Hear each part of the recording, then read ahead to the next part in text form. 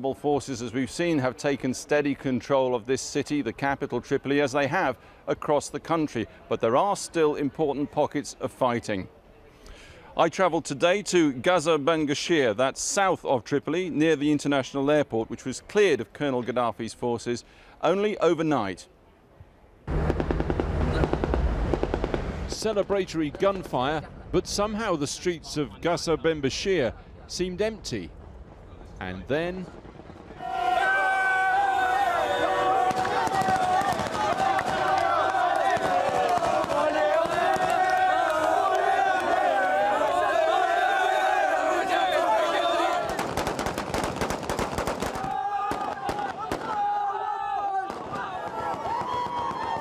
overnight, the people of this small town near Tripoli airport realized 42 years of the colonel were history.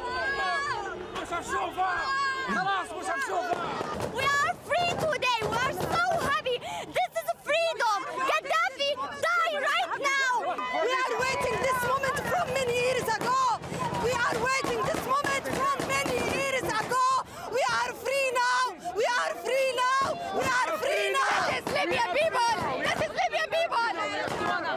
There are people here like this old lady who will remember Libya before the revolution in 1969, and there are young children here who obviously have known nothing but the Colonel Gaddafi years until today.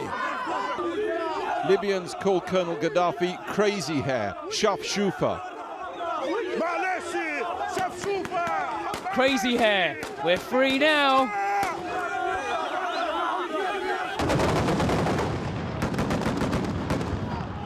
Fighting here only ended overnight. People waking up in this town near Tripoli airport, realizing 42 years of the colonel were history. Fighters left town to bring the celebration to Tripoli airport itself, where they say the colonel's very own luxury airport buggy lies abandoned outside. Airside, they told us that this was Colonel Gaddafi's plane, as well as the wreckage of an Airbus hit in recent fighting, another one clearly damaged by incoming fire. There are NATO jets overhead at the moment and distant sound of mortar and artillery fire. The rebels claim that they control this airport, but they're extremely jumpy, and if they do control it, it's a pretty precarious form of control right now.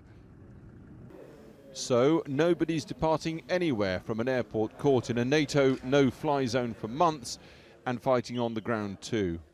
Fighters here nervous off camera, on message. With God's help, we control the airport. There's some opposition to the east, and now we're fighting with them and dealing with them. So no more luxury buggy and personal plane for the colonel at Tripoli airport, where these days he's just a doormat. Well, as you may be aware, some of the officials of the National Transition Council are already at their desks and at work in this city in fairly extraordinary circumstances. It's fair to say the in tray's a little bit full. They've got to establish institutions of state and government. They've also got to get the water turned back on. Well, this morning they held a press conference and more or less said, look guys, we're starting from a low base, but we're doing our best. We have diesel fuel will be arriving after tomorrow to